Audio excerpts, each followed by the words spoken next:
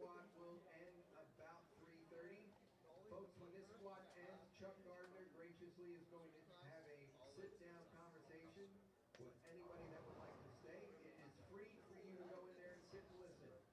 Chuck is going to talk about your bowling, where it's at, and where maybe you'd like to get to, but that is all free starting for everybody at 4 o'clock. That will end approximately 5, right before or right at the same time that the training is going to get underway. So they will not overlap, everything will be good, and everybody should definitely learn something by sitting in there.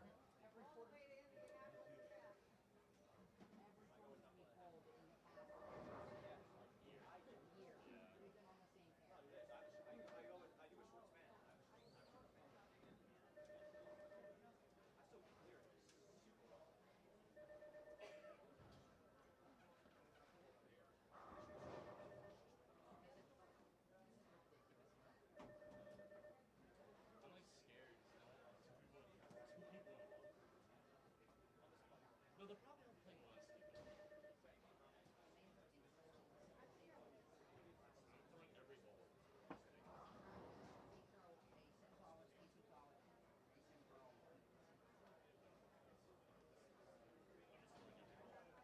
every ball. Every ball I brought. I seen it every.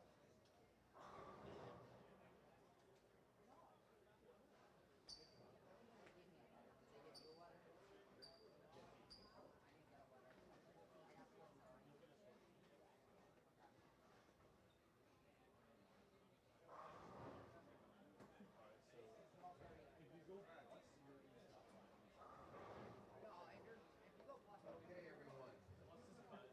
I'd like to welcome everyone to this year's 24th annual Parker Bohn III Scholarship Tournament.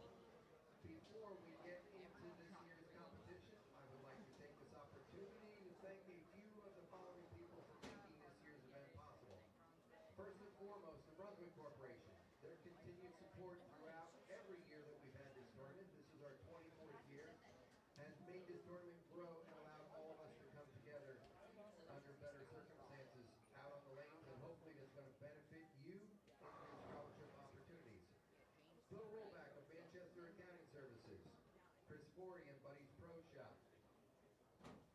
The next opponent I'd like to thank, he's actually here in the building, Chuck and Deborah Gardner from Bowl for Life.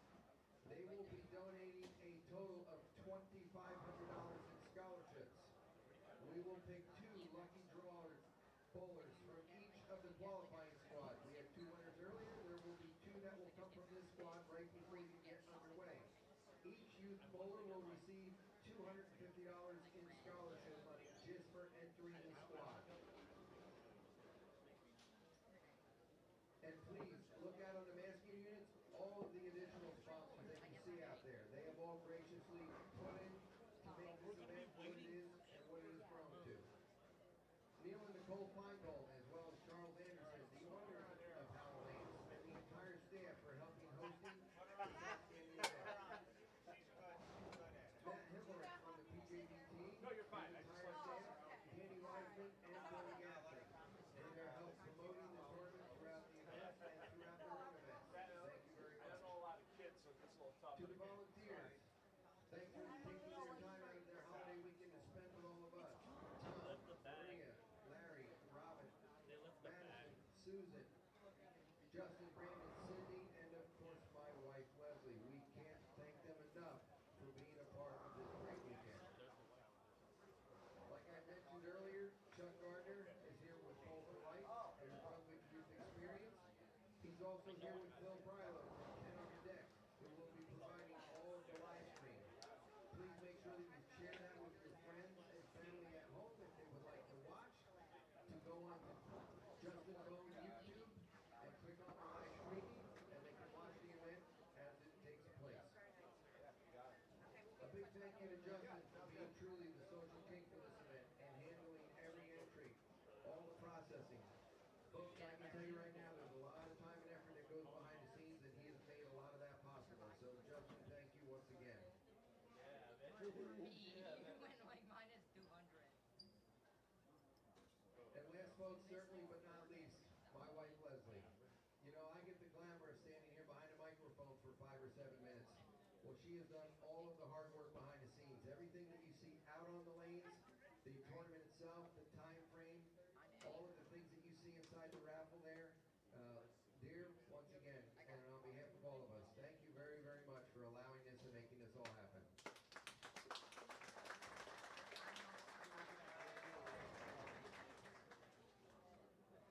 I would also like to mention if anyone is attending college this fall and would like to have their scholarship money sent to their college, please email or see Leslie and she can take care of that and let you know exactly what needs to happen so that we can get those things underway. Just a few rules that we have that I'd like to share with everyone. Juniors, we will be bowling 5 games of competition today. Please follow your score sheet for your next pair. I believe this squad we are skipping 1 pair in use after each game, not counting the dead pairs or the pairs that are not in use. You will be allowed 2 re-racks per game. If you need something else, please make sure that you find a tournament official, especially when it comes to a correction or if something's out of place. Find me and I will take care of it. I will be on the floor. Also, do not erase your scores or clear your scores. The attendants will be writing those scores down so that we can keep things up to date, as well as letting you know how things take place. We will be advancing 1 out of 4 bowlers from each division to advance to the finals. That will start at 9 a.m. on Sunday morning with a maximum of 16 bowlers. Okay, so please keep that in mind. We will see where those cuts are at the completion of tomorrow afternoon squad that starts at 4 o'clock. A special note, there will be 5 new PBA champions crowned. You need to be a PBA junior member to earn this spot. Actually, it's not a spot to earn this PBA junior title.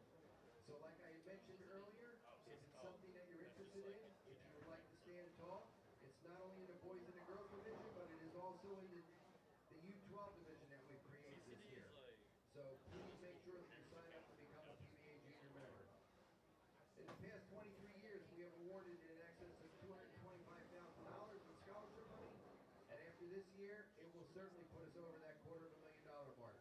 So we're certainly looking forward to things as they work throughout the weekend. As a reminder, we have a few openings still yet for tonight for the trios tournament and the eliminator. We do have one boy looking for a trios team. So if you have a team that has a couple of fragmented members and you're looking for someone, please make sure that you see Larry or Justin and they can try to put that together for you. Merchandise and raffles are available all day inside of Reverence as well as tomorrow. The drawings for the raffle items will be at 4:30 p.m. tomorrow afternoon. So please make sure that you go in there and check things out accordingly. The Brands of Brunswick has graciously donated a couple of new bowling balls that we will raffle off each squad. The monies all raised from those will go directly into the scholarship fund. Tom will be coming around with a 50-50 drawing as well as chances to buy tickets for the new ball that we will raffle off this squad.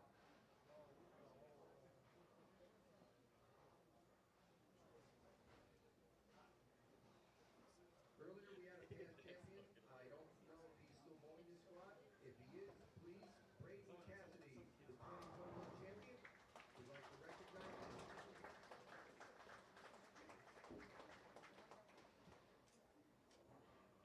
And Michael Voorhees, where is he at right now? Please take a step. He's a past champion of our event as well.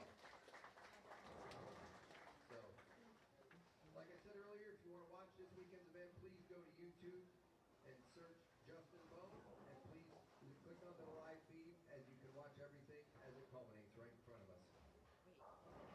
Okay, right now we're going to draw the $250 scholarship winners.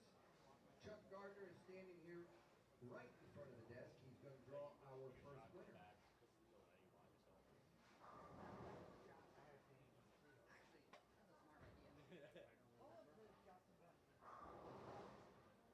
Congratulations to Jesse Tacone. Please come up to the front desk. Jesse will be one, and we will find out who the second winner is.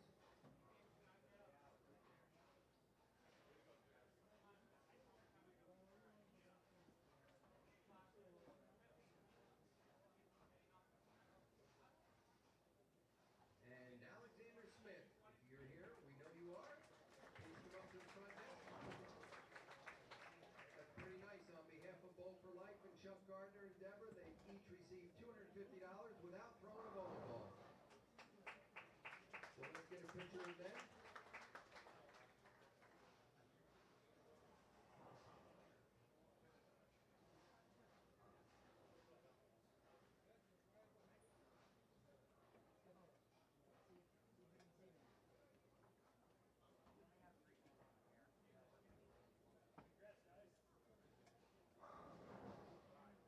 Thanks once again, Chuck. Okay, everyone.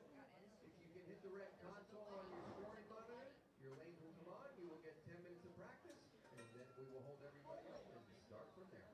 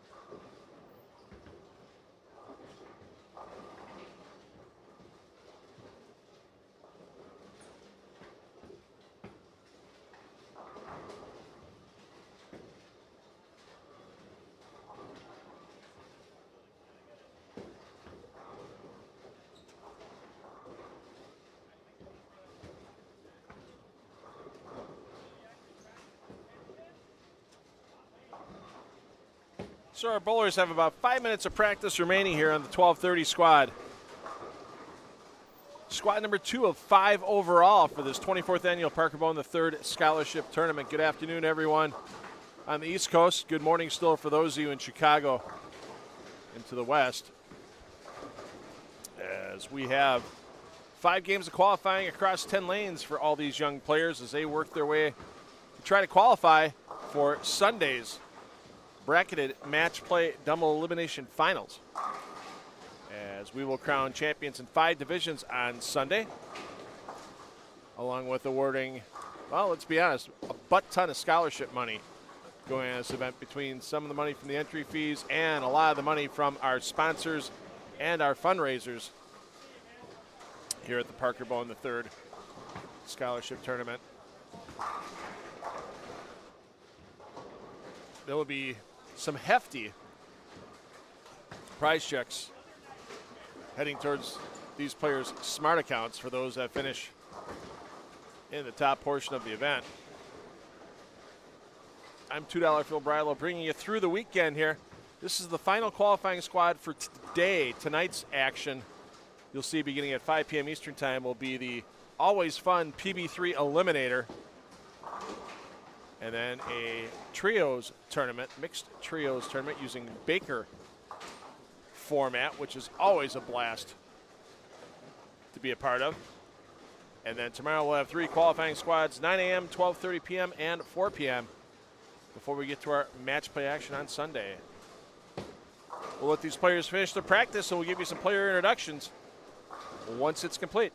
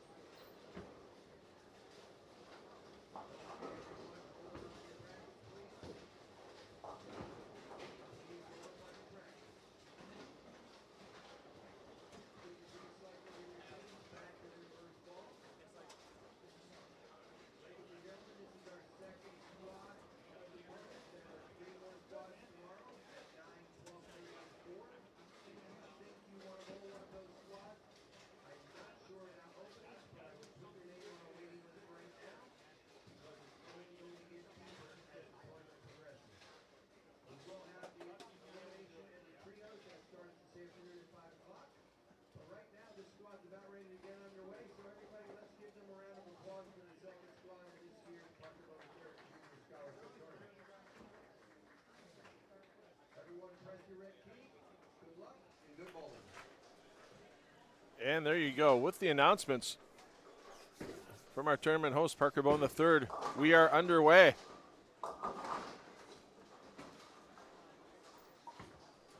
Here at the PB3 24th annual for this event. And we'll start you up on the high end here, coverage on 29:30. We'll get you the full rundown of the players on the squad momentarily. There were some late updates to the roster, so we want to make sure we introduce the right players on the right lanes.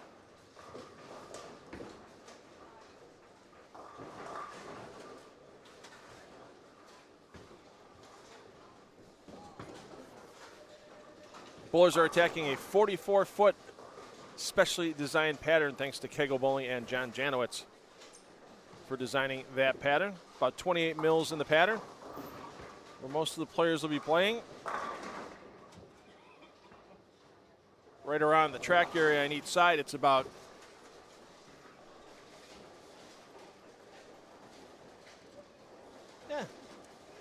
just over 2 to 1.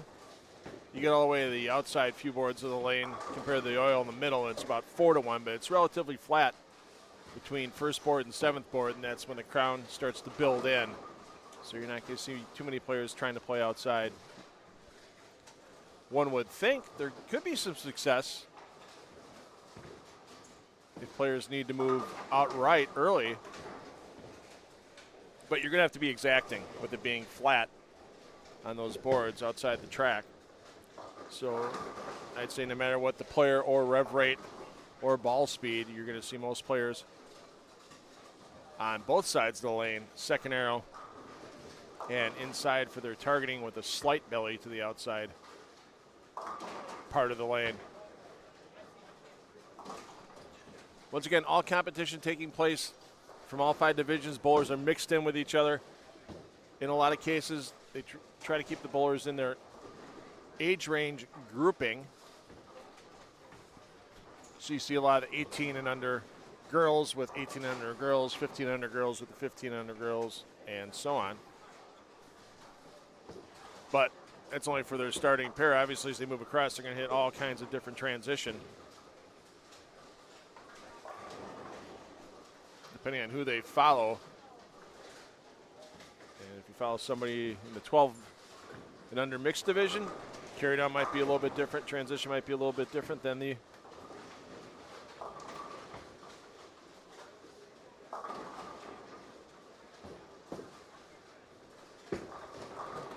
18 and under boys, so you really got to keep an eye on who you follow.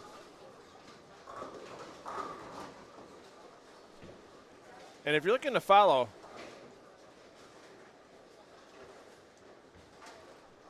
certain players on the squad, the Strike Central feed here you're watching, whether you're watching it on the PB3 Scholarship YouTube page or on the Justin Bohn YouTube page.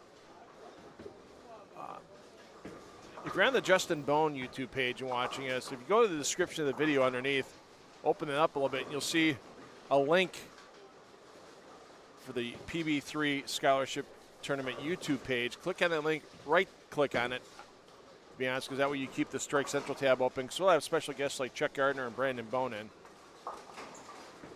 during this block.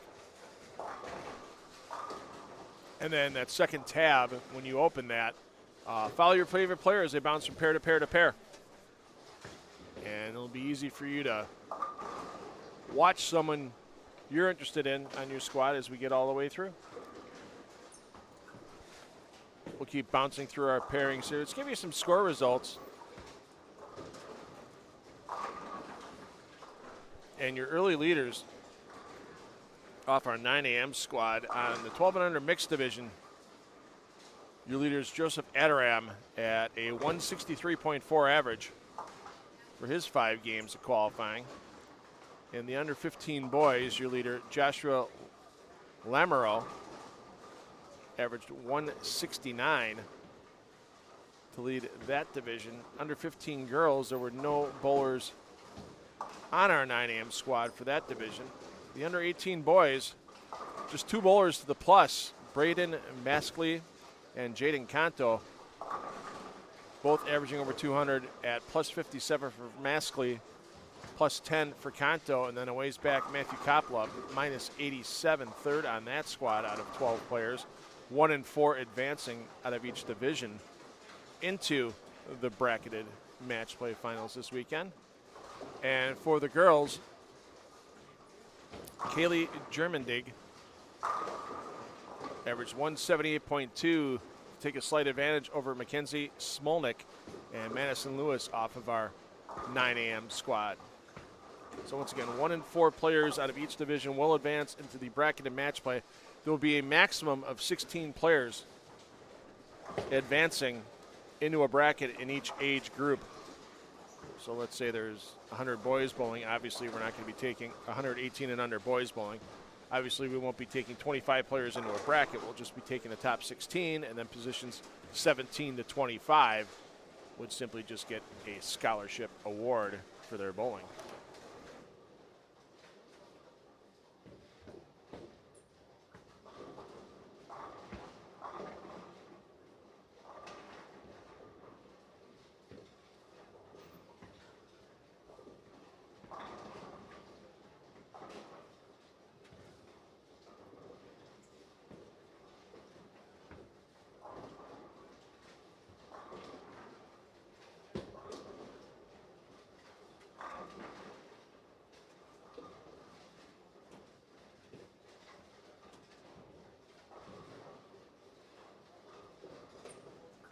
We mentioned scholarship awards, and a lot of that scholarship award money is generated by the sponsorship of this event,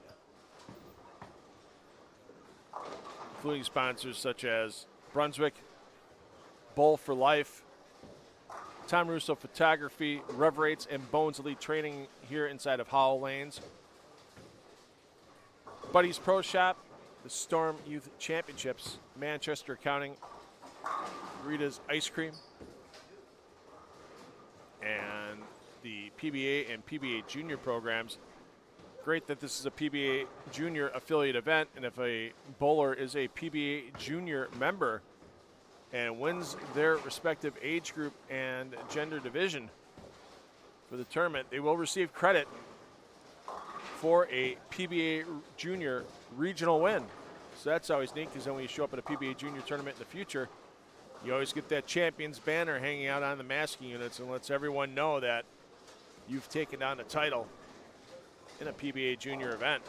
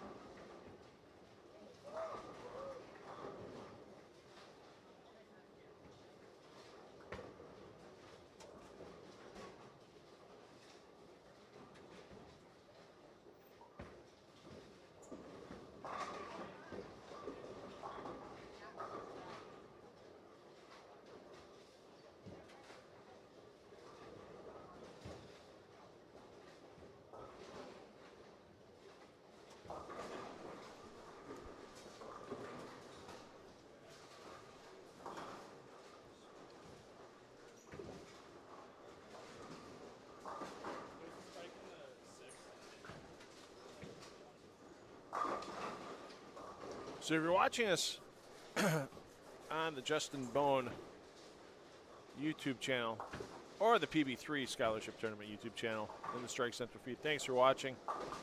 Once again, if you're looking for a specific player, there's that link in the description of the Justin Bohn page. Right-click on that, open a new tab, and then I'll get you to the Parker Bohn III Scholarship Tournament YouTube landing page. And then you can select your pair. Pretty easy lane movement to follow your favorite player on this squad, as they're going to be skipping a pair, landing on the second for their qualifying game, so it's pretty easy for our players here.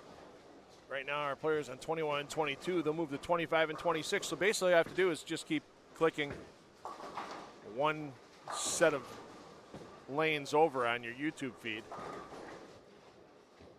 and you'll be able to follow your favorite player through the 5 games. Of course, 27 and 28 will move down to 9 and 10, and 29 and 30 will move down to 11 and 12.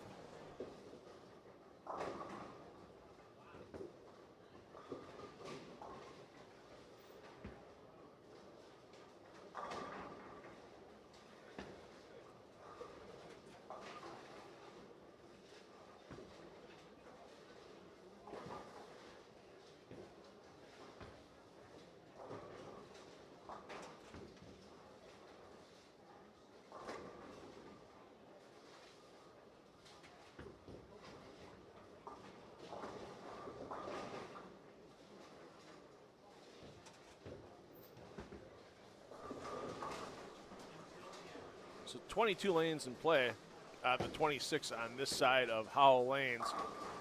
Of course, that wonderful training facility you see right there, the banner for Bohn's Elite Training, part of Rev Rates. That uses the first 5 lanes here at Howell Lanes. Lane 6, no more. An entity is that's the wall between Rev Rates and the main bay here at Howell Lanes in Howell, New Jersey. And it's pretty spectacular inside of Rev Rates. Well, I'll give you a peek in that a little later on this afternoon on the squad. And of course, you'll get to see that on Sunday as well, as our championship finals in each bracket will be taking place inside of Rev Rates.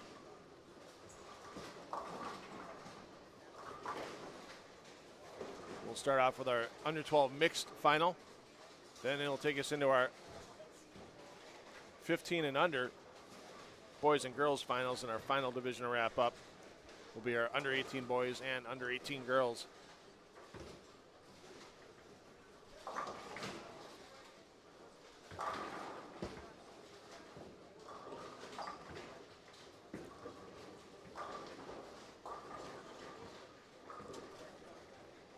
And we're going to make a little bigger jump than anticipated, as we've got a front bunch. Donald Liu down at 11 and 12. Looks like he's working on a 7-bagger. So he'll be coming up shortly in his 8th frame, looking to get his bid for perfection moving forward.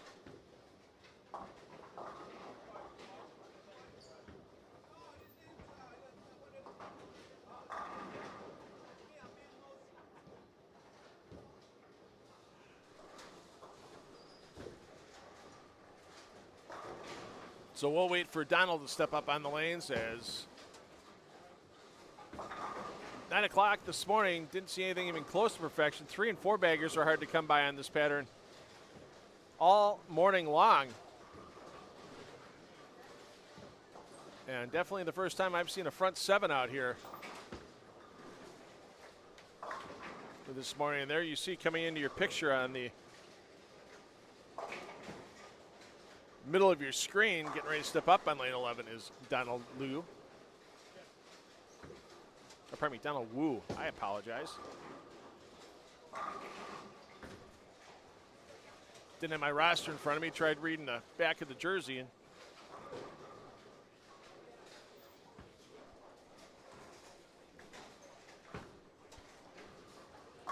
There's your front 8. We'll stay here the rest of game 1.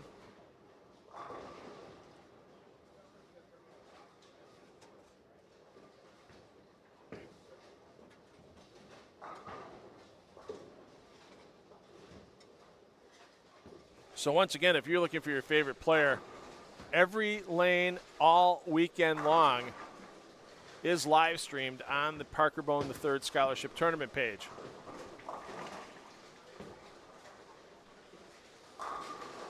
So find your favorite player in game 1. Like I said, all you got to do is skip 4 lanes every time, add 4 to your bowlers.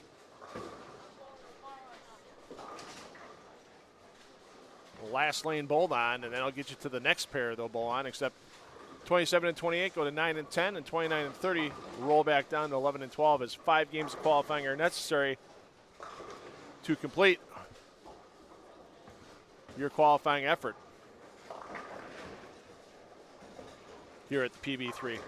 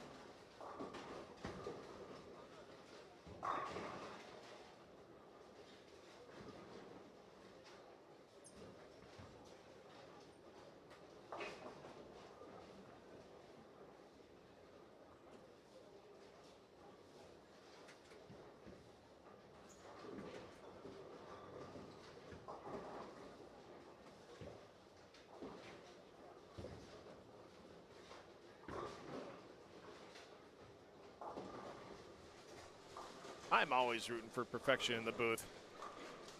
I don't care who it is. I don't care if it's Walter A. Williams Jr. who has hundreds and hundreds of perfect games. Get there, get a lucky break. Not enough. But a great start for Donald Wu here in game 1. And with only 2 players in the boys 18 and under division,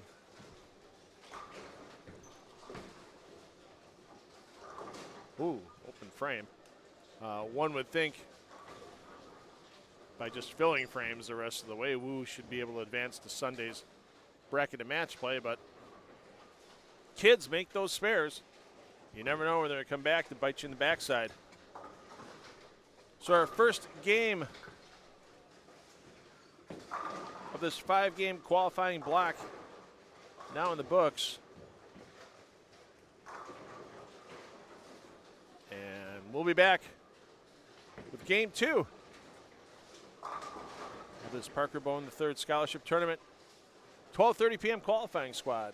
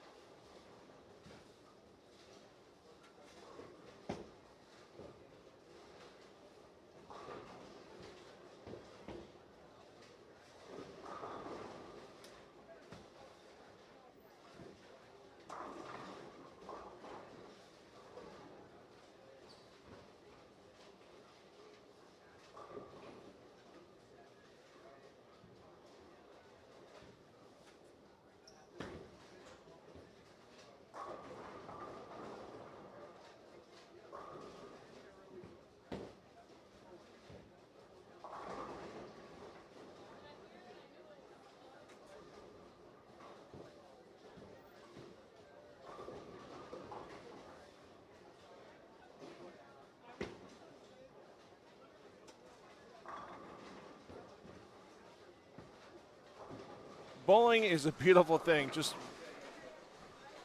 making some equipment adjustments between games, and I was talking with John Fury a little bit with Parker Bohn III about some of the great history of bowling in New Jersey, Edison lanes and Paramus lanes, and Paramus with the host of one of the National Bowling League teams back in the day when there was the Dallas Broncos and Detroit Thunderbirds. And of course, the Arena Bay, the Tom Strobel Bay at Thunder Bowl in Detroit, still pretty much intact. A little different format because there are only 6 lanes a little farther down. There was a lot more stadium seating and such. There's actually a horseshoe around, I guess, in the outside 4 lanes where it is now, with 1 through 4 and 15 through 18 on that Arena Bay. There was stadium seating all the way down the lane still, and it went down even further. They still have those lanes built above the original 6 lanes for the NBL and the Strobel Bay. So, but hey, team bowling, 5-player team bowling right around the corner. I've got my PBA League shirt on today. It's just a generic PBA League shirt. I'm not going to wear my my allegiance to the Pabst Blue Ribbon at Milwaukee Pounders at a youth tournament. And a little tacky wearing a bowling beer jersey at a youth event, even though that is the team I'm rooting for in PBA League, and I'm sure you have your favorite teams in the PBA League as well. It's about 3 weeks out.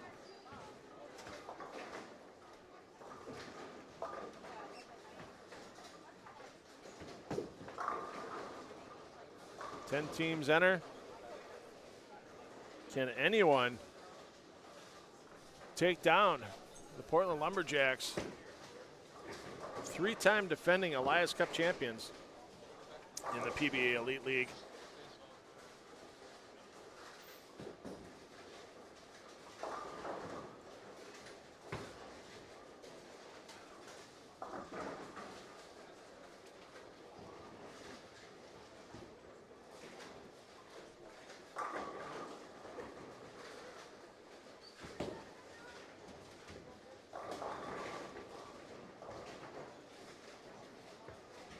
You're the hometown club, in your home center. It's a little tough to have somebody take you down, especially you've got the core of that team, the franchise West Malott. You got Kyle Troop, you got Chris Prather as the core of the last 3 Elias Cup champions, and then Arturo Quintero, who's made himself a heck of a home in Portland, Maine with his wife and family. And then coming into the left-hander spot this year, no surprise if they couldn't protect Packy Hanrahan. He wasn't going to be able to get down that number 10 pick.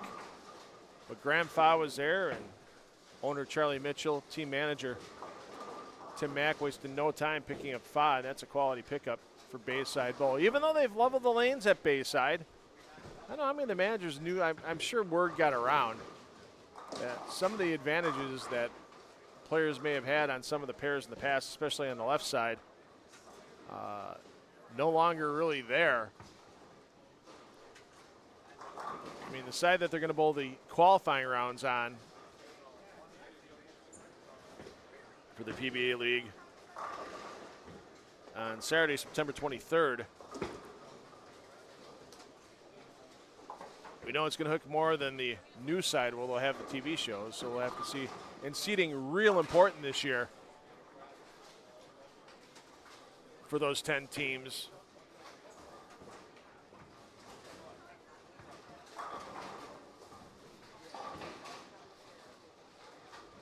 As basically, if you're not in the top 4, you're going to have a heck of a battle, and really,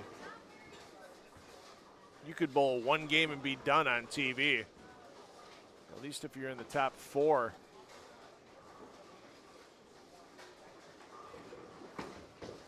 You're going to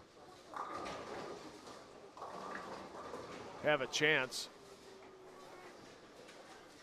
to bowl 2-game matches and advance into the semifinals or finals. And of course, those finals, once again, will be a best of 5 final round.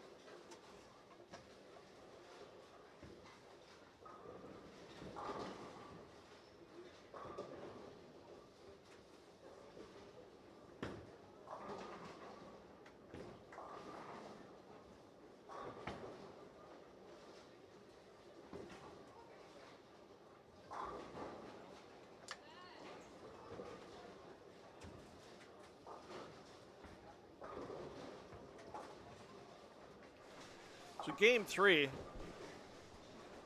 we'll get Chuck Gardner back in here. We had him on during the 9 a.m. squad. We'll get Chuck back in here for a little bit. If you got questions for Chuck, leave them in the chat box. If you're watching us on the Justin Bohn YouTube channel, Chuck will be happy to answer your questions. And after we get done talking with Chuck this afternoon, we'll get Brandon Bohn in the booth, ask him what his fall plans are. Some changes in Brandon's college career path. And the ball raffle tickets going through again. Every parent's favorite part about qualifying. Can I win a bowling ball so I don't have to spend another $200 on my son or daughter for a piece of equipment? Because you know, as much as these parents say I'm keeping this one for myself, it just doesn't happen that way.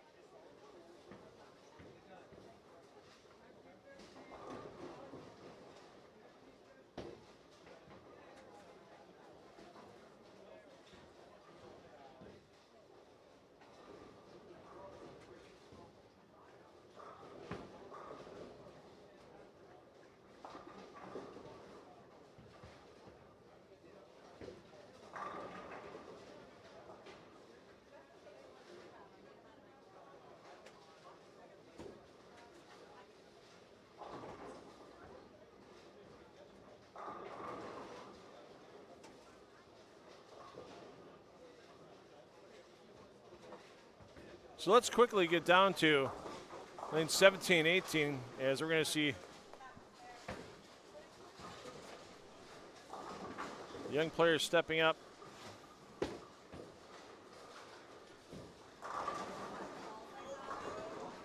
working on a front bunch, front 6.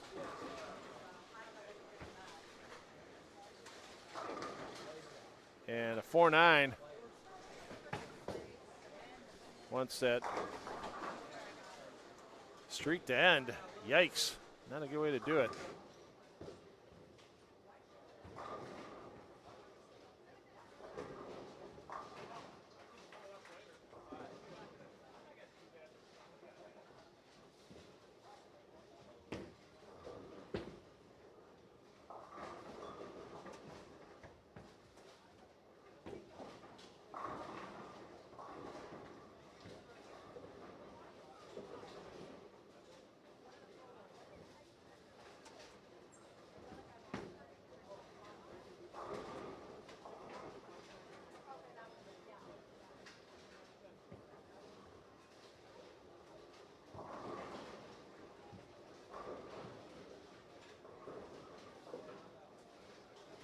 So it's Angelo Galafaro that had the front 6 before that stubborn 4-9.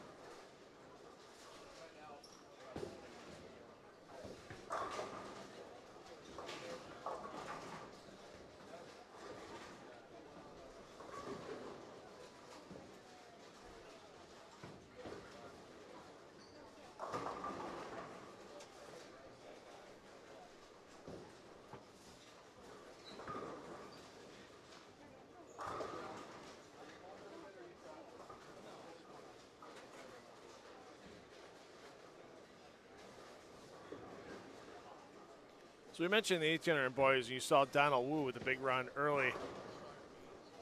Front 7 for Wu in game 1. He's your first game leader at 256 on the squad for the 1800 boys. Alexander Smith, 229. Braden Maskley, 204. Maskley on the re-enter, trying to better his score from earlier today. And Angelo Galafaro.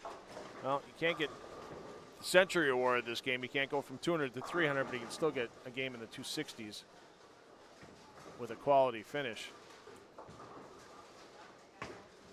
In the 1800 girls division, Sarah Archangel, the only girl to the plus in game 1 with 202. Sydney Bohn, 177. Eliana Ochino, 174. Your top 3 in the 1800 girls after one game on this squad. Kimberly Chin leading with a 180 on the 1500 girls after one game. And only one boy to the positive in the 1500 boys, Alexander Hanakak. Hanakak at +2.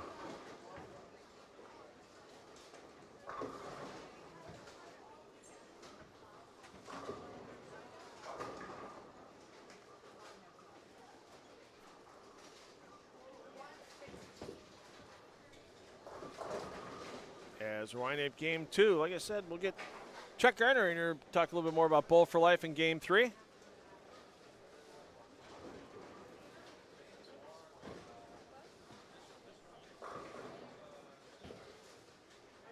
And we'll get you some updated scores.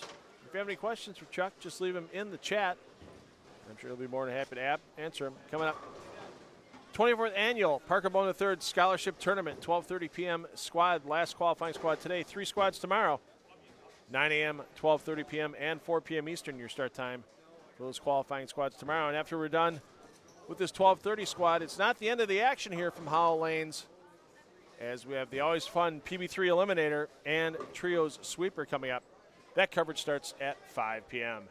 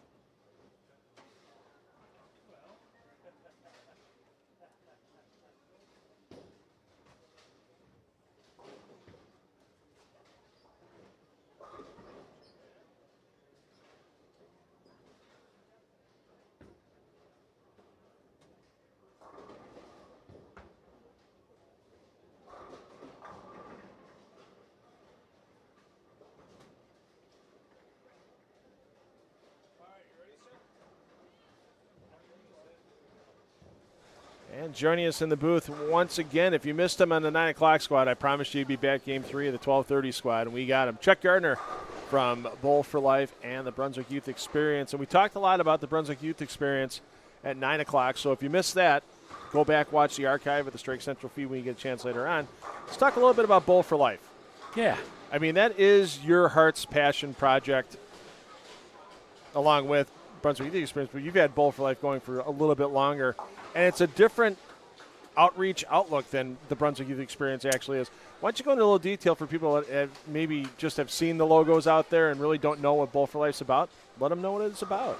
Yeah, it is a lot of fun, and it's neat to be up here and see all these young people that Leslie puts together every year to take this gigantic group to youth nationals and all the for junior gold and all the stuff that she does.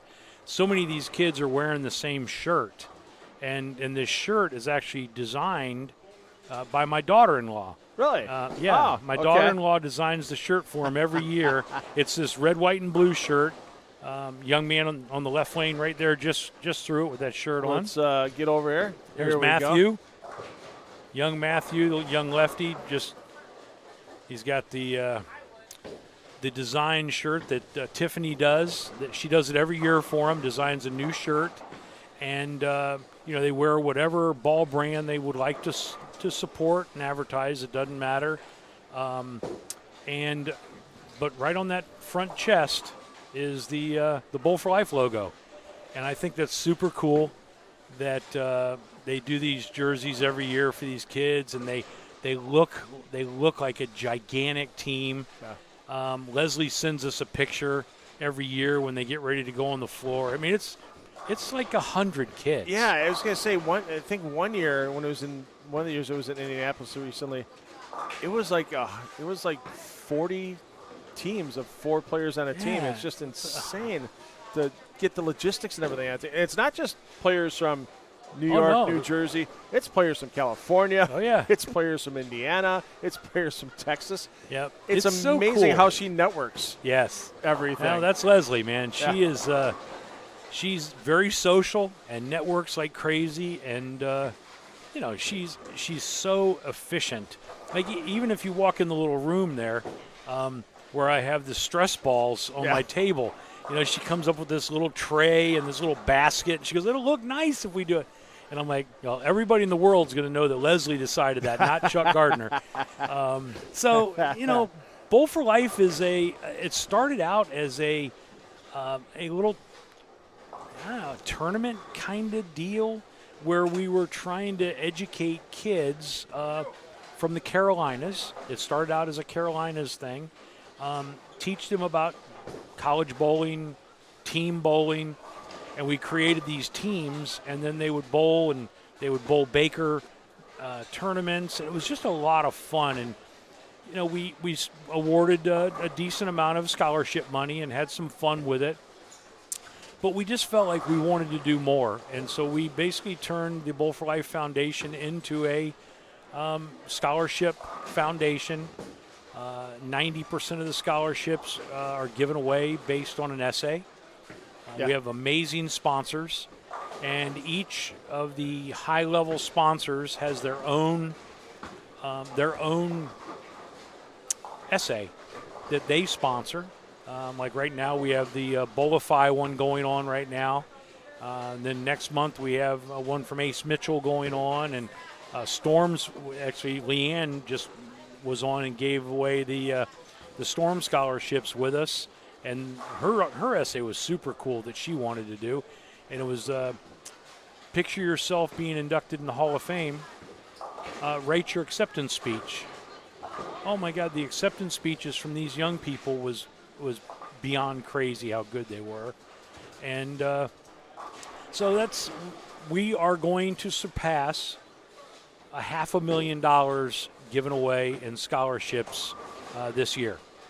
So we'll give away about $150,000 this year, and it'll get us over $500,000. So that's phenomenal, and it's not by bowling talent.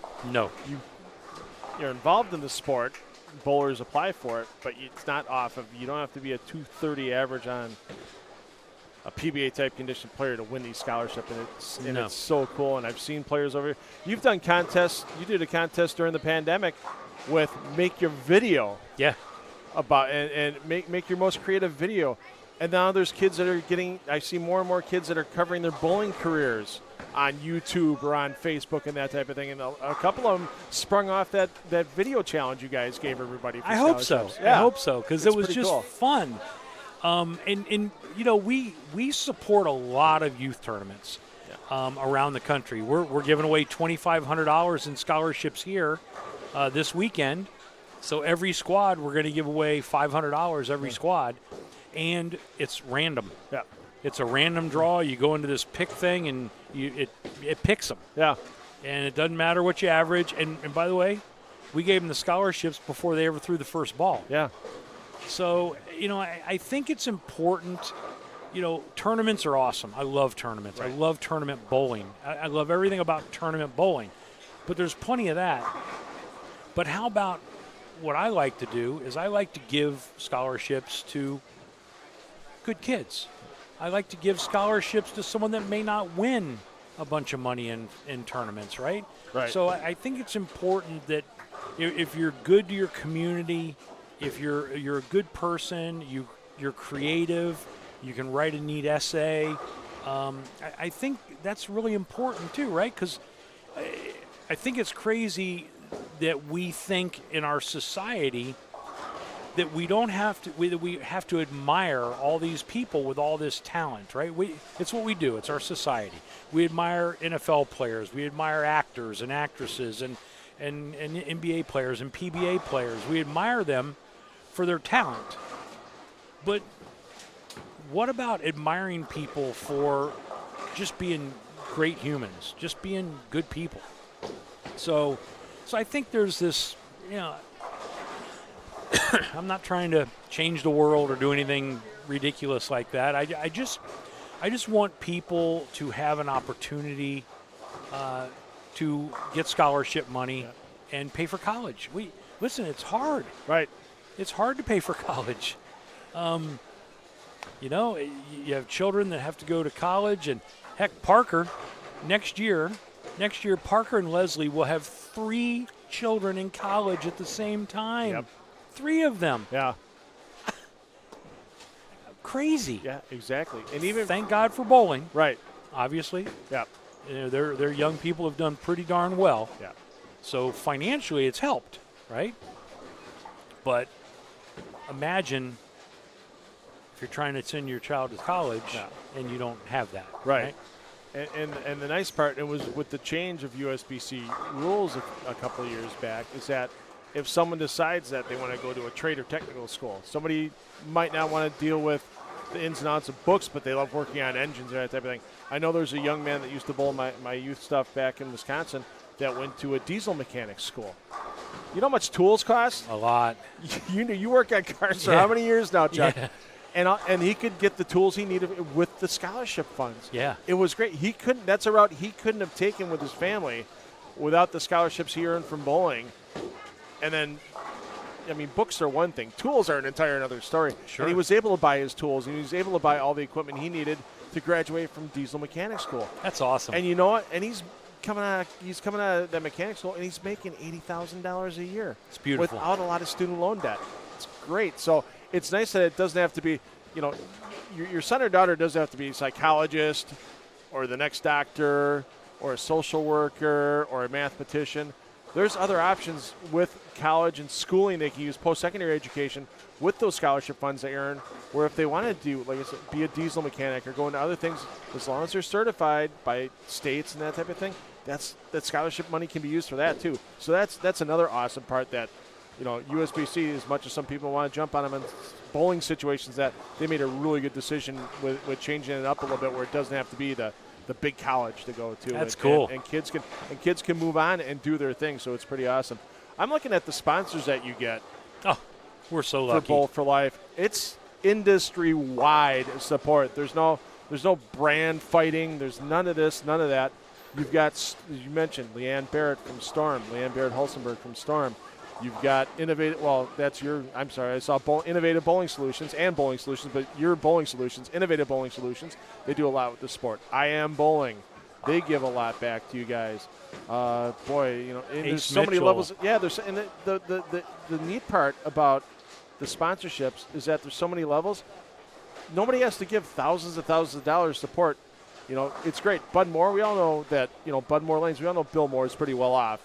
That kind of thing, and Bill's a big sponsor for you. He is. But it's down to Davey Rosen. So many individuals out there that give to the cause too. Yep. Really, really neat to see. Well, you know, Davey Rosen was one of our very first sponsors, and the first T-shirt we ever made was a picture of a brick wall in the front, and it showed like a bowling ball hitting the brick wall. And on the other side, the bowling ball was coming through the brick wall. Okay. And it says, breaking down barriers, grow bowling. Okay. And he called me. He sent me a message. He goes, hey, can I call you? I go, sure. Yeah. He gave me my number. He called me, and he says, explain to me what kind of barriers you're breaking down. And I go, I'll tell you the biggest barrier I want to break down is branding. Mm-hmm.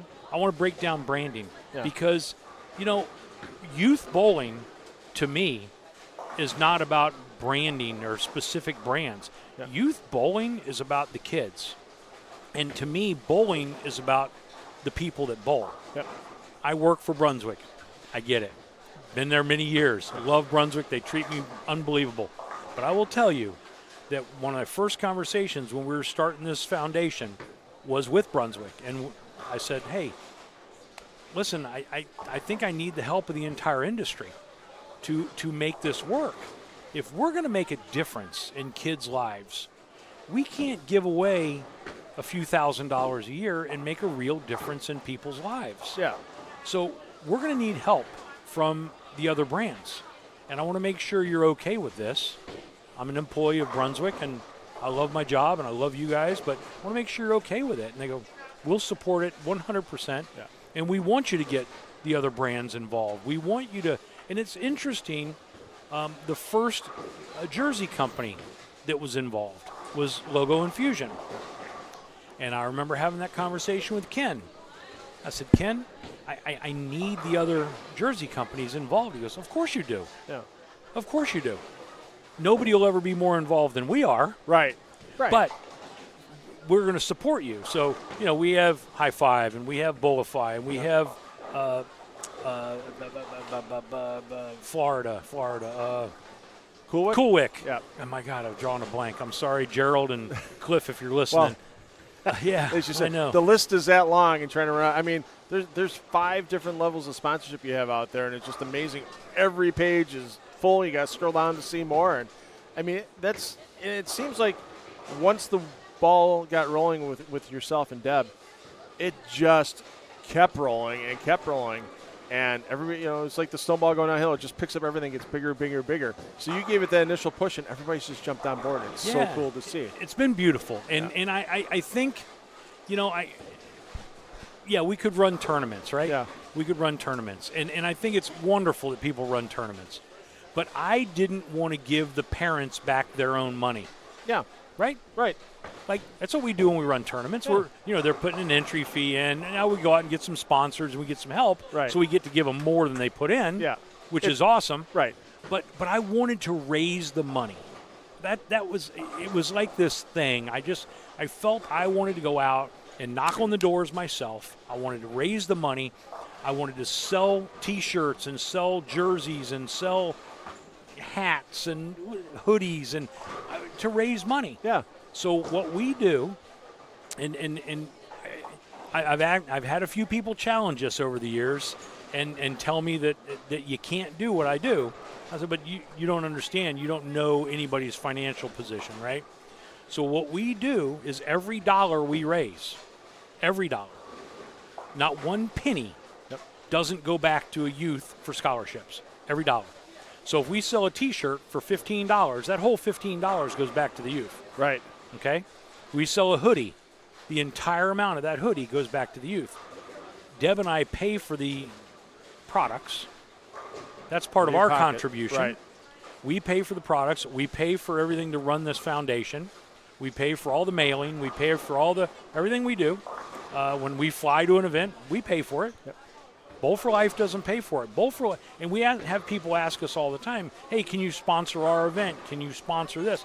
No, we can't, because our commitment is to give every dollar back to the kids. Yes. Now, if you'd like for me to give you some scholarship money that you can give away at your event, I'll do that. Absolutely. Because I know it's going to go to the kids, right? Yep. Because we're gonna actually, the tournament sponsor will send the young person's information, and we will deposit it personally into their smart account.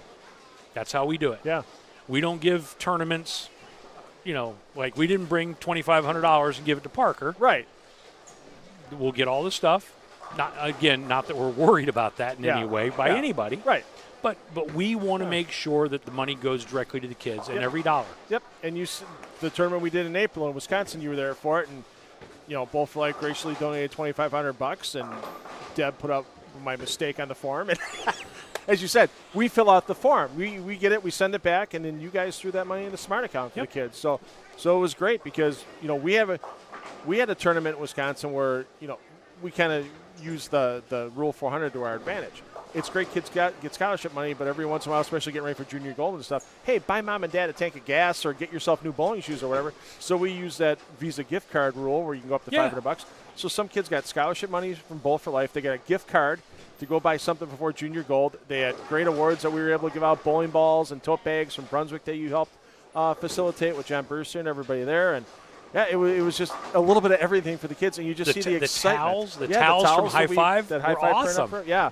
So yeah, it's just a little bit of everything that we were able to do, and you guys help give the intangible that they see later on. We had the tangible they got there, and when these kids get that tournament, as you said, those little purple hammer stress balls are the kids love those things. They do. I mean, those things keep going out the door and flying around, and but it doesn't take much. It's that little tangible thing that can really make a kid's day. And you guys with Brunswick and Bowl for Life, giving them that certificate as soon as they win.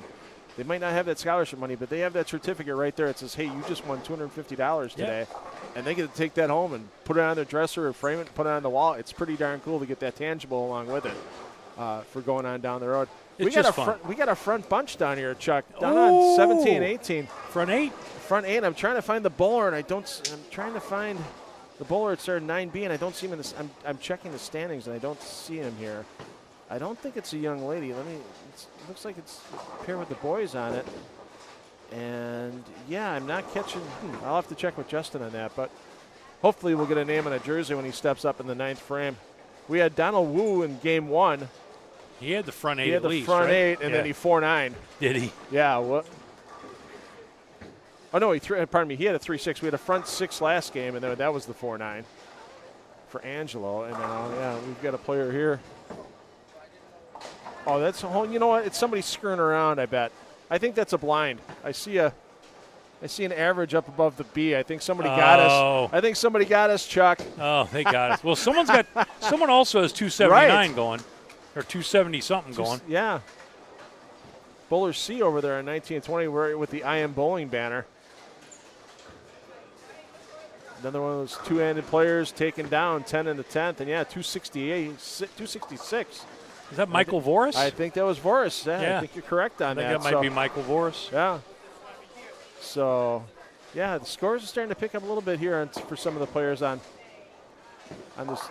I can't say B squad, but second squad. We got five squads all together.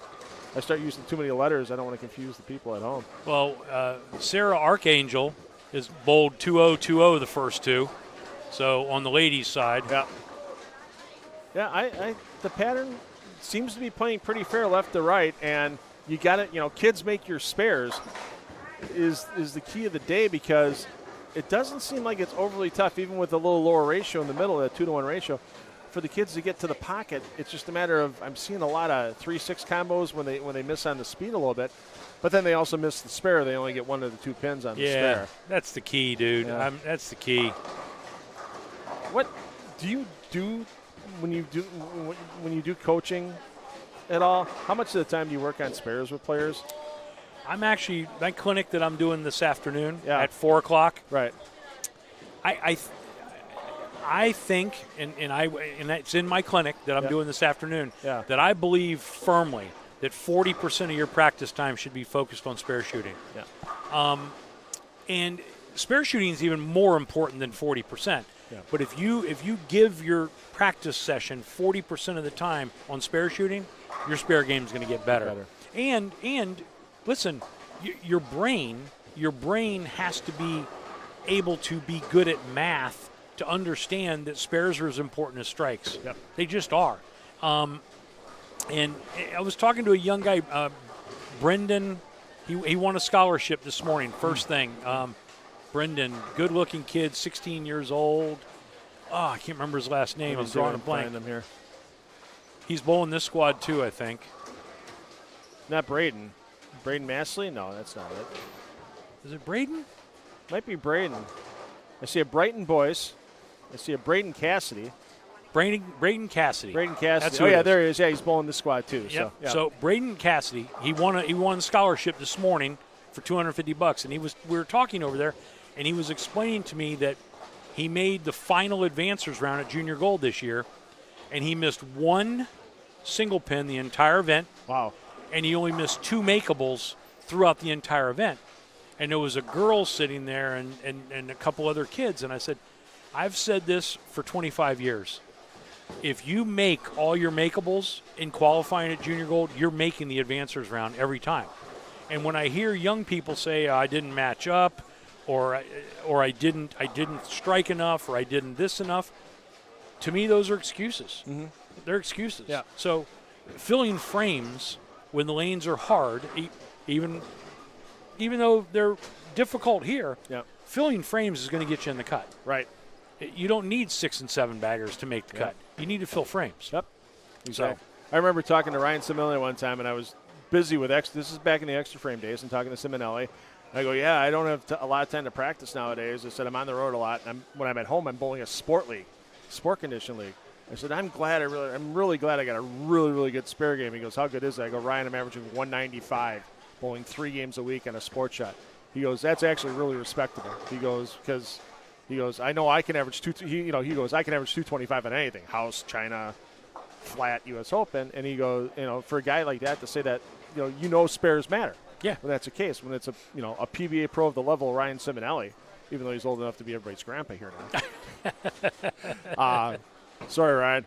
But yeah, the spare game's really important. I mean, Ryan has had one of the most powerful strike balls on a tour forever, but the spare game is what's paying the bills when he's making cuts. There's no doubt about it. Absolutely. So, well, Chuck, thanks for sitting in again. I'm looking forward to your presentation at 4 o'clock. I've got some time in my schedule. I got everything set for the 5 o'clock trios tonight, so I'm going to hang around because it's never told to learn something, no doubt about it. So appreciate your time again, brother. You got it. Game 4 coming up next, everybody.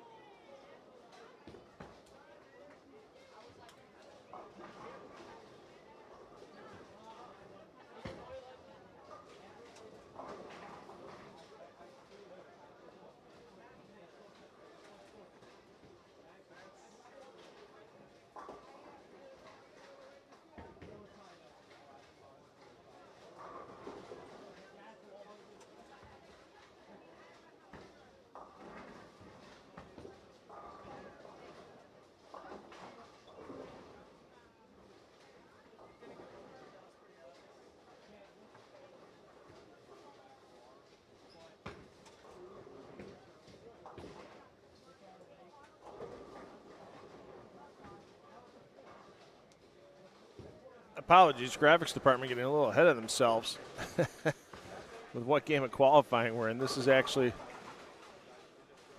the 4th of 5 qualifying games.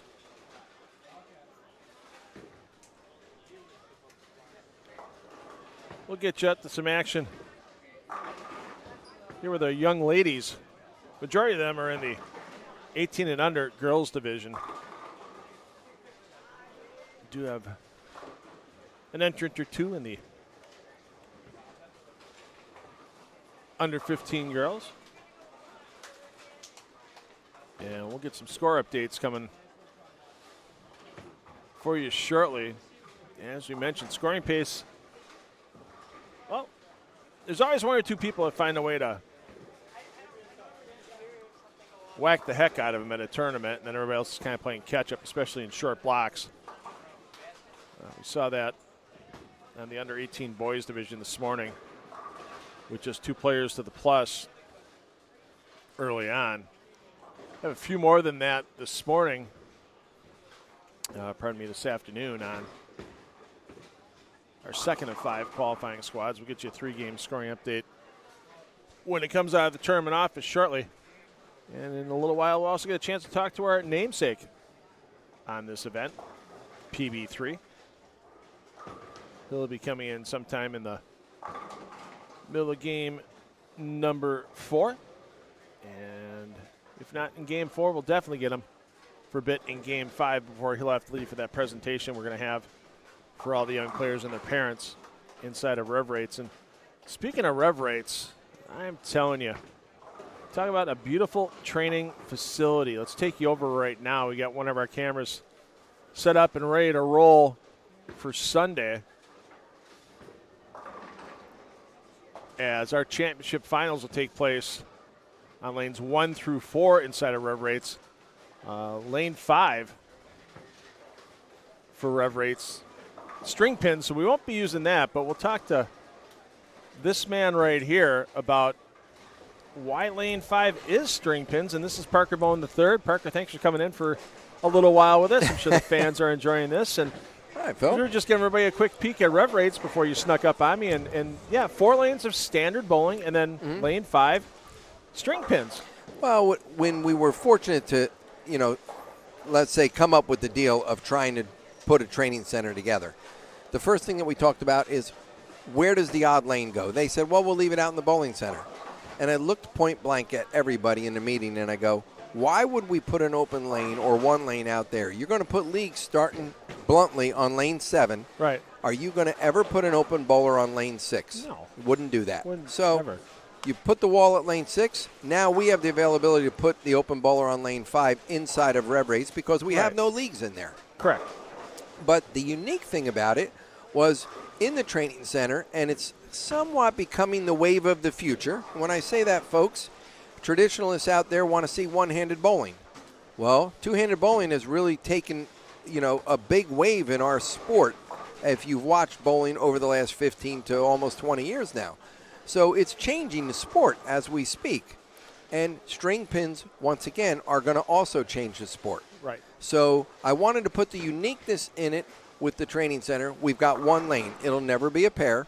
Let's put a string pin machine for bowlers of all ages and all styles, not only to come and practice, but now you can watch what the pins do or do not do considering standardized bowling. And you can see the pins fall down, and you can see that ring in 7 or ring in 10, and all of a sudden the corner falls down really late, or pins bounce out of the pit a little bit more frequently because the string gets pulled. Right. And when you look at that, it really opens their eyes up because all the youth bowlers especially are going to bowl a tournament eventually on string pins, and I don't want to see them go out. And Phil, you can back me up on this. How many times a bowler goes out and bowls a tournament, and when they finally figure it out, they go, hey, by the way, thanks for coming over today. We appreciate your entry. So don't get caught up in the moment. Right. Realize it from the beginning. This is what can happen. And one thing that some of the people that might be tuning in the first time might not realize is it's not just a training center with Rev Rates. You rent it out for parties. There was one in there last night that was using lanes 3, 4, and 5, and I guarantee you that party didn't go, well, why is there strings on that lane and not on the other Absolutely. lanes? I mean, so sometimes as bowlers we can get caught up we're in the 1/10 of 1%. You're in the 1/1,000,000th of 1% with your career.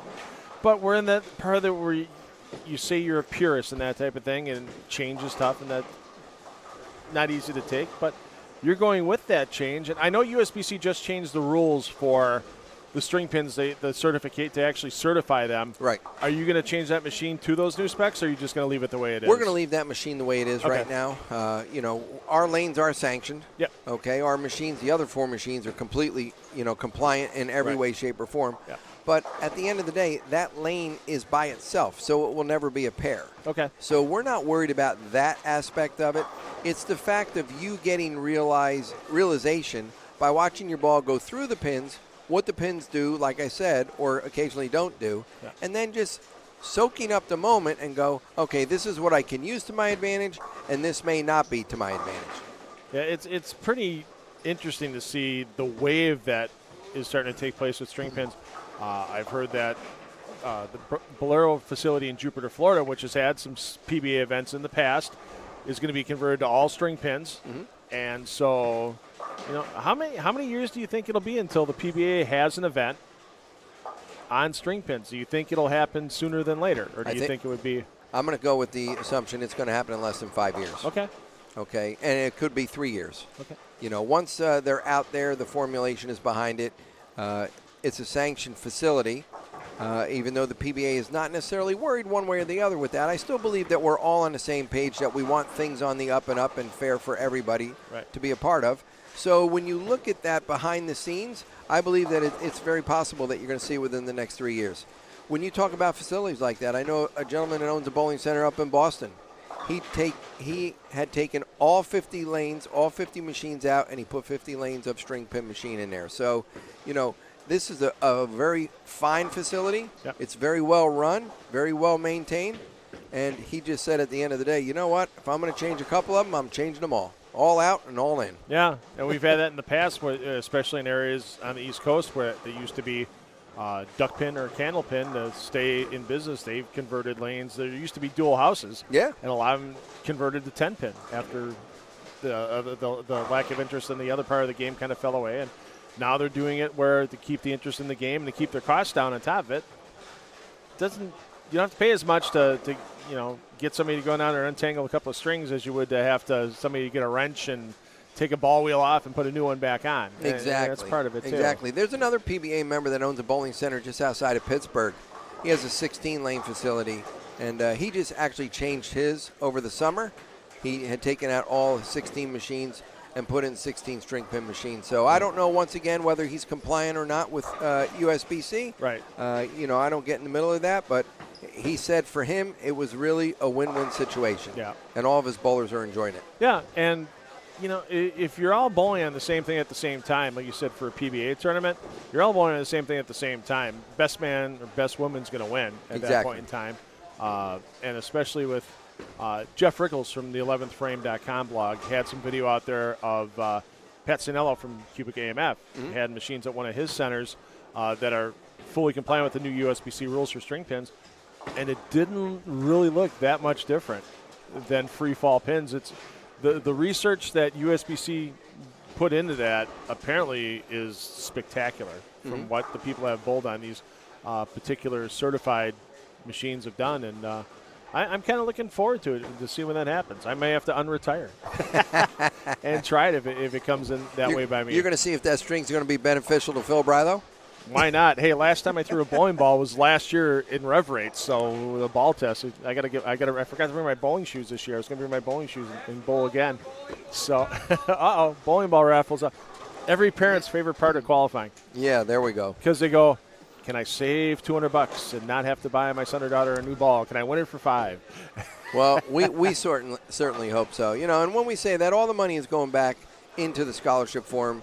It's going to go back to all of the youth that are out there today. So, from my heart, I can't thank the parents enough for bringing their sons and daughters or, let's say, friend or relative here. And it's really going to benefit the kids when the weekend is all said and done. Yep. You had John Janowitz help you with the pattern here. Yes. Every year you change it up a little bit. It's always a fresh pattern for these bowlers to come out and attack. This year it's 44 feet in length. It's about 28 mils in the pattern.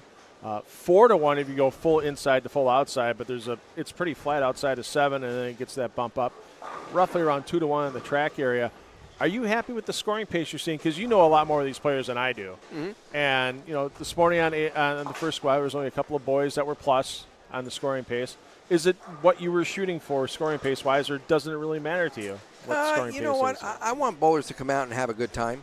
I don't look for the dirt grind out, and I hate to say that, but I'm being realistic. I run one event a year. If I were to run more, I'd probably look for a little bit more of the wave, some higher scores, lower scores, medium scores. But I want the best bowler to win, so I want you to work at it.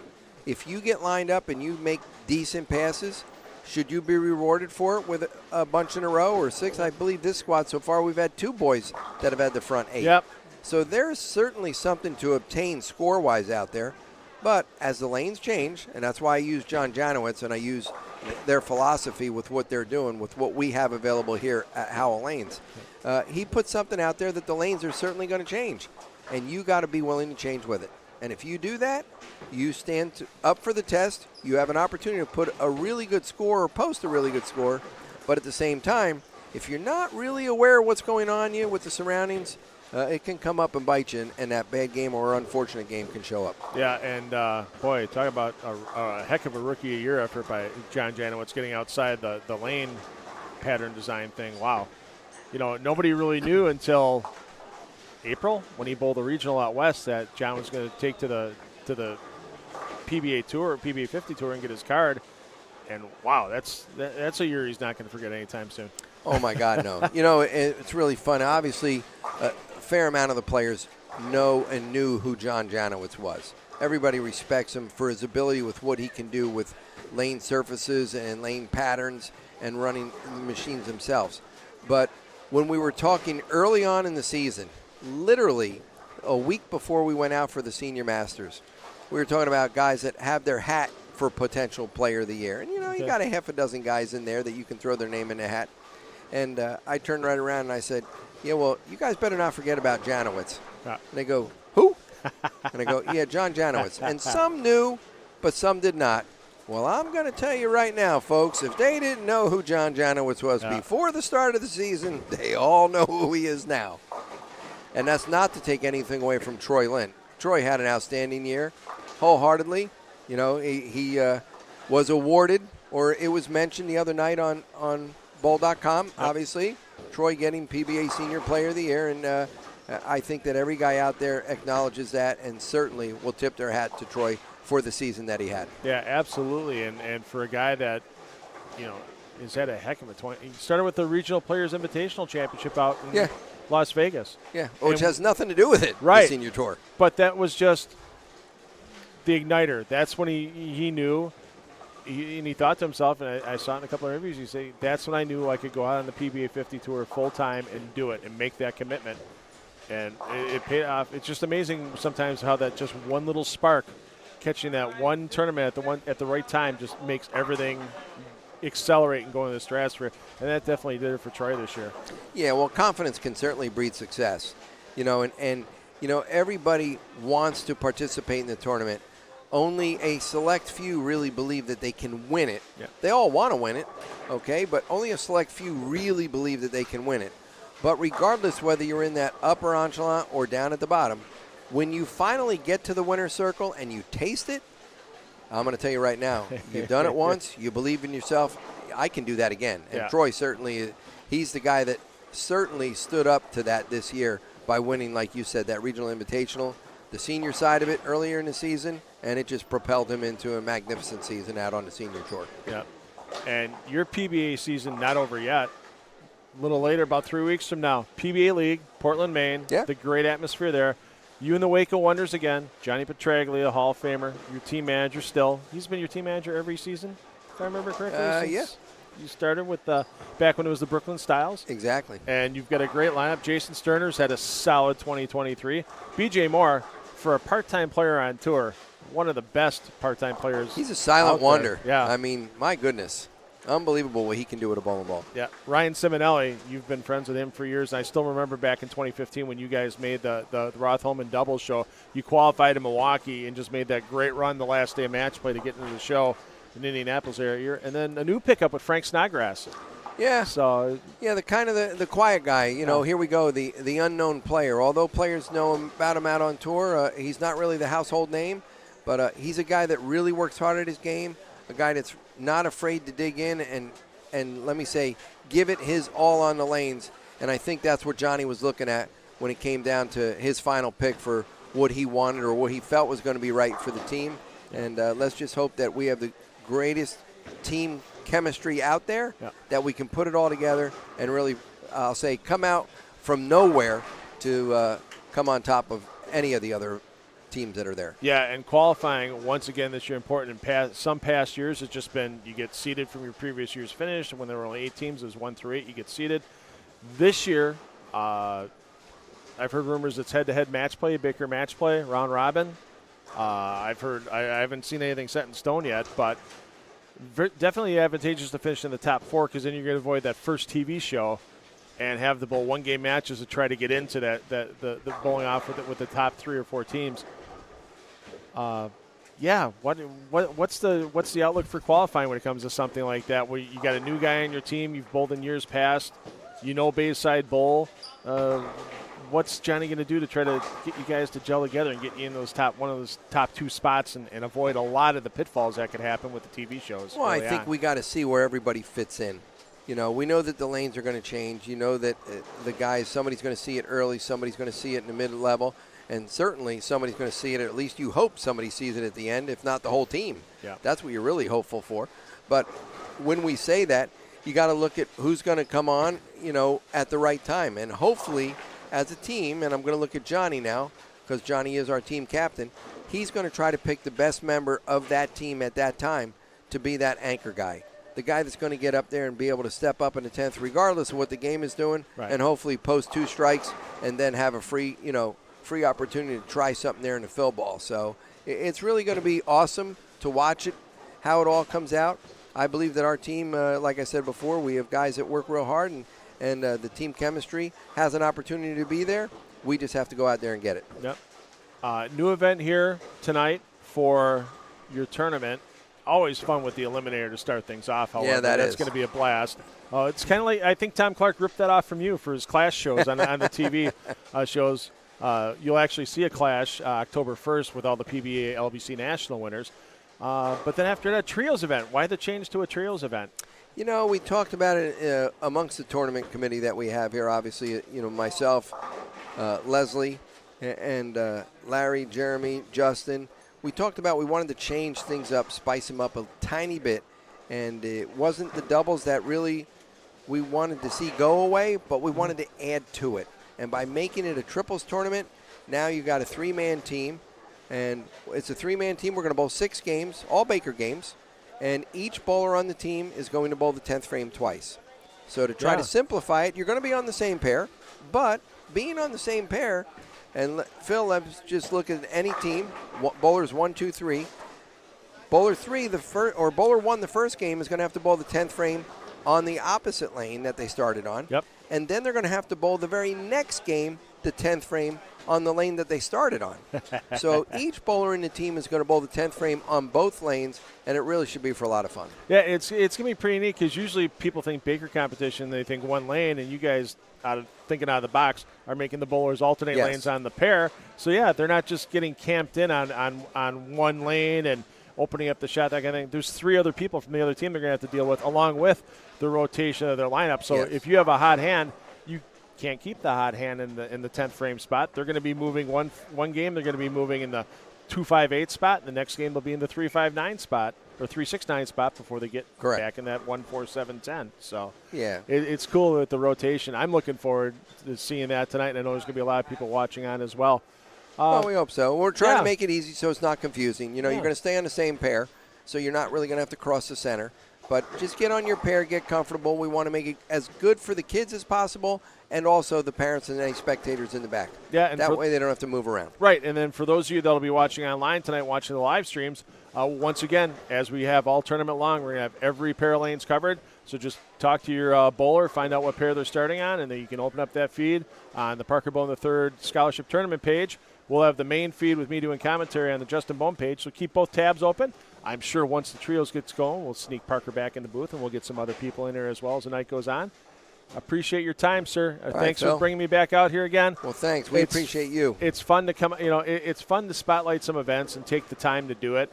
And this is one of them that's really near and dear to my heart the last couple of years. I know for a couple of years, Justin and Brandon would all get my equipment and they'd hook it all up and stuff like that. But it's a little different coming out here and being a part of it. It's a little more fun that way, no doubt. Good. It's great to see the smiling faces out there and the kids.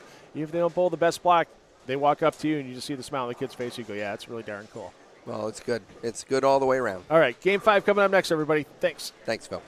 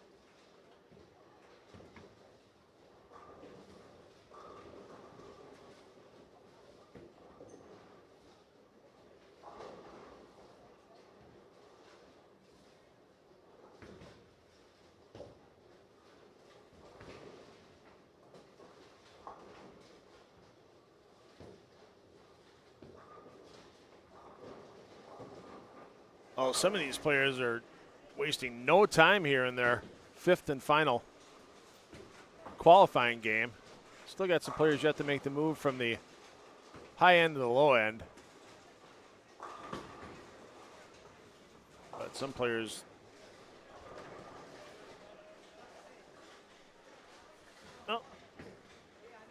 wanting to make sure they get good seats, apparently, to the talk that Chuck Gardner and Parker Bohn III are going to have inside of Rev Rates for the clinic coming up at 4 o'clock Eastern time.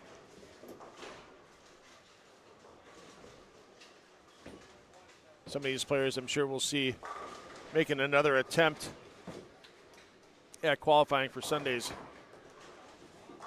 bracketed match play finals with the 3 squads tomorrow if their effort falls a little short today. Not many spots left, so if you're watching us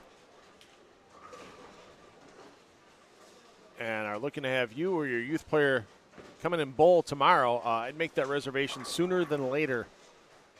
I believe the 12:30 squad tomorrow is a full sellout, and there's not many spots left on either the 9 a.m. or 4 p.m. as we max out at 52 players a squad, 26 lanes in use, 2 players per lane.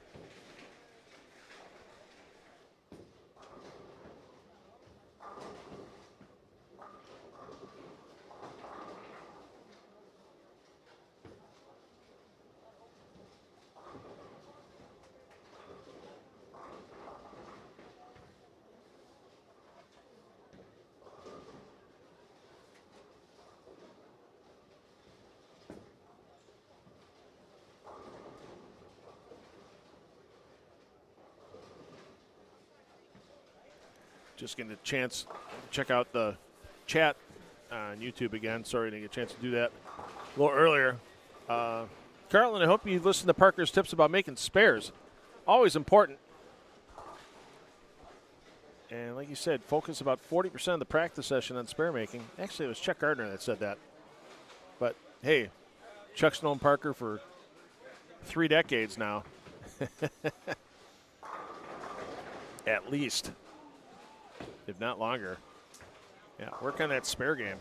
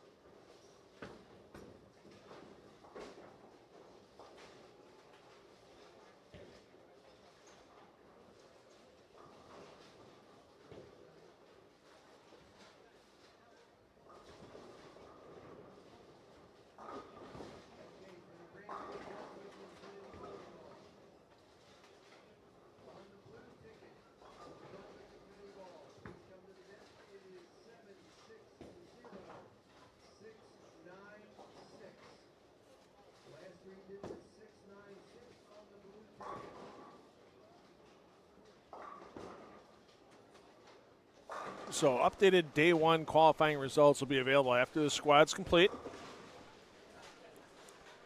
And it'll be available at ParkerBohn, the number 3.com. So ParkerBohn and then the number 3.com.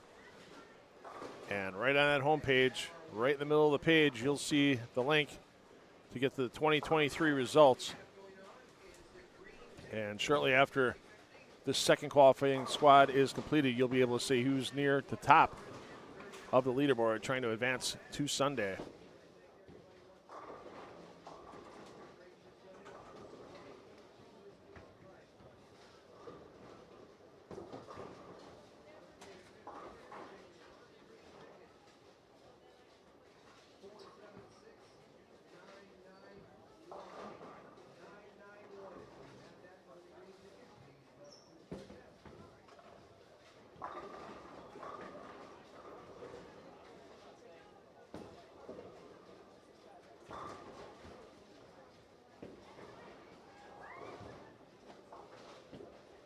Green machine, yeah, string pins.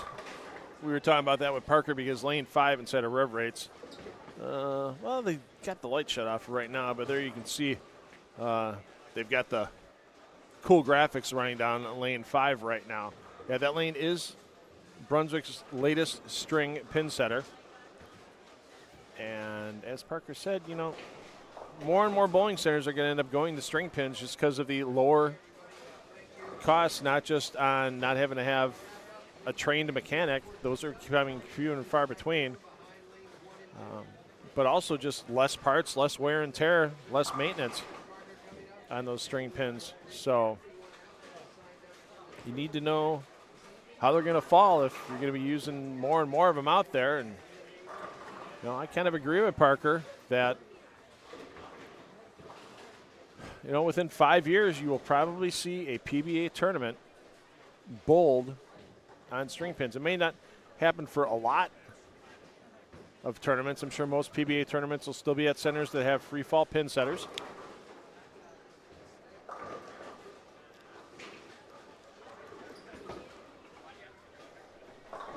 But as an exhibition, whether or not they award a PBA title or not, whether it's just cash or whatever it may be,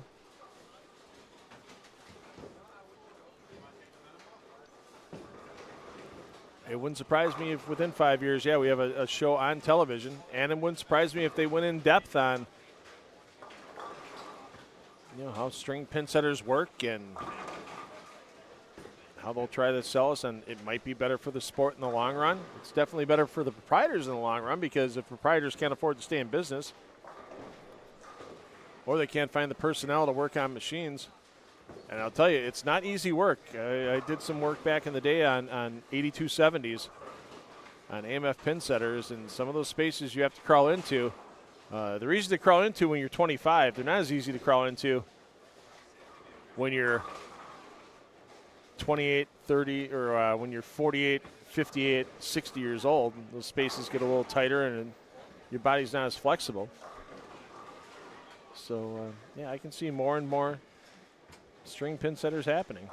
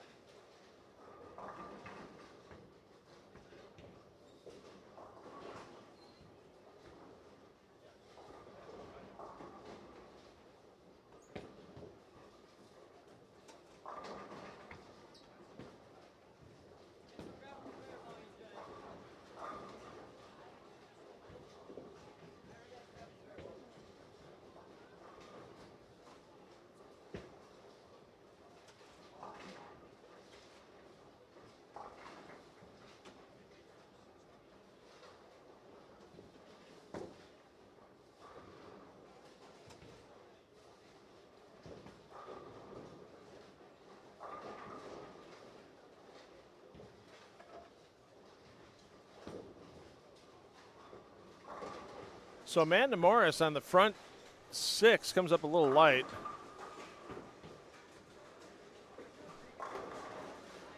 Leaves the 2-8, just gets 1.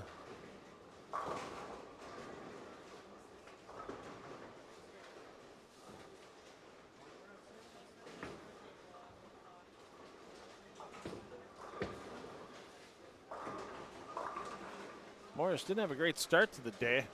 Getting better right now, though. Started her day off with a 166 game.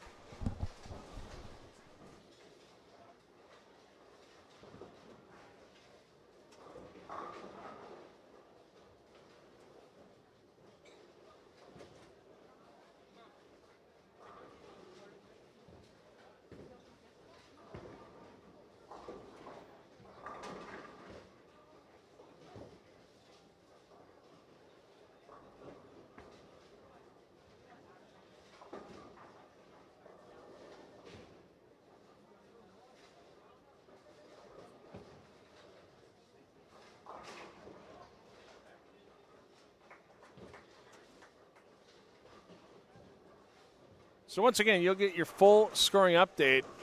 Parker Bohn, and then the number 3. So parkerbone3.com. Once this round is complete, we'll get you that scoring. Yikes. Kids, make your spares. Morris finding back-to-back opens into the 8th frame. And now goes maxing at 245.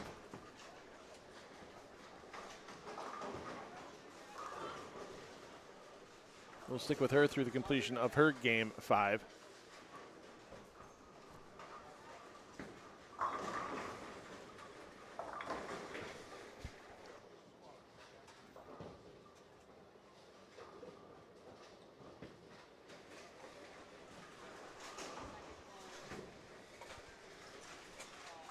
So once again, join us. 5 p.m. Eastern time, your start for those of you watching from across the country. As we're going to have a pretty fun event coming up for these young players. The PB3 Eliminator followed by the Trios Sweeper. 6 games of Baker competition for trios, rotating lineups. And even with a little bit of handicap applied for the players that might not be at scratch.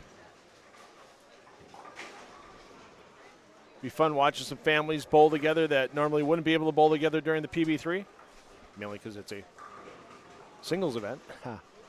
But, you know, different talent abilities.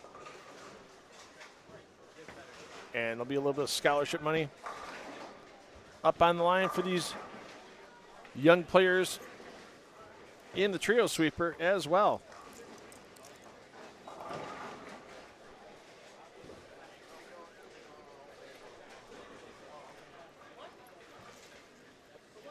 So once again, your squad times tomorrow for qualifying.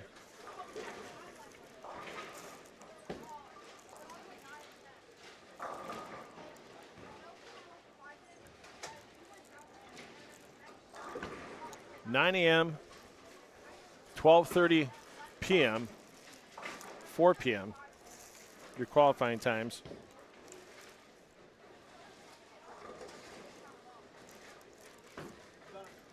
And then Sundays, double elimination, bracketed match play finals.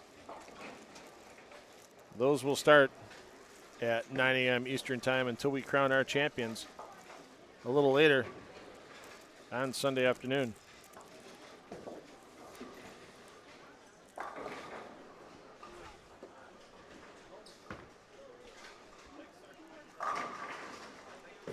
So as our players finish up here, thanks for joining us in the Strike Central feed. Still a couple of pairs in there. 10th frames are on us, but we're going to end our Strike Central coverage here.